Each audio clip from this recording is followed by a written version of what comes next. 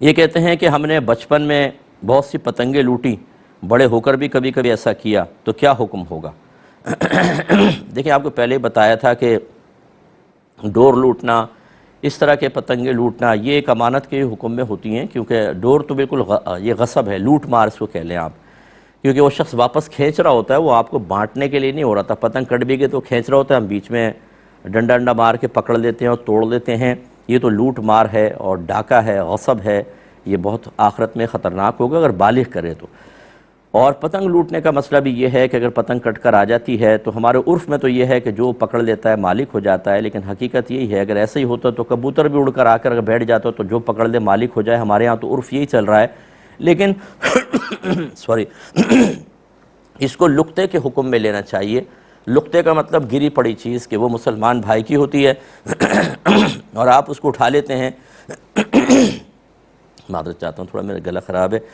تو اگر آپ اس کو اٹھا لیتے ہیں تو وہ امانت ہے اور وہ مسلمان بھائی تک پہنچانا آپ کی ذمہ داری ہوتا ہے۔ اب اگر بچپن میں یعنی نابالغی کے اندر ایسا ہوا ہے تو نابالغ تو ابھی شرعی احکام کا مکلف نہیں ہوتا ہے، اس کا مطلب یہ نہیں ہے کہ ہم نابالغ کو شتر بے مہار بنا دیں، بلکہ ماں باپ کو سمجھانا چاہیے، خطا کریں تو اس کو پیار سے روکیں، اور اگر بڑی خطا کی ہے تو سزا بھی دے سکتے ہیں، جیسے نبی کریم صلی اللہ علیہ وسلم نے فرمایا کہ بچہ 7 برس کا ہو جائے تو اس کو نماز کا حکم دو، اور 10 برس کا ہو جائے تو مار کر نماز پڑھاؤ۔ حالانکہ 10 برس کا بچہ تو بھی بالغ میں نہیں ہوا، لیکن یہ اسی لیے تاکہ بعد میں بالغ ہونے کے بعد اگر بے نمازی پن کی عادت قائم رہی تو پھر بے نمازی ہوگا اور پھر نام اعمال میں گناہ کبیرہ لکھا جائے گا۔ اور اسی لیے اکابرین نے لکھا کہ اگر کوئی چھوٹے بچے کو سونے کی انگوٹھی پہنائے تو پہنانے والا گناہ گار ہوگا، لڑکے کو اگر پہنایا، کیونکہ بچہ تو مکلف نہیں تھا لیکن پہنانے والا۔ اس کا مطلب ہے کہ بچے اگر گناہوں کے کام کریں، بڑے اس کو نہ روکیں، اس پر ناگواری کا اظہار نہ کریں، تو بچہ تو مرفوع القلم ہے جب تک بالغ نہ ہو، لیکن نہ روکنے والے قابل گرفت ہوں گے۔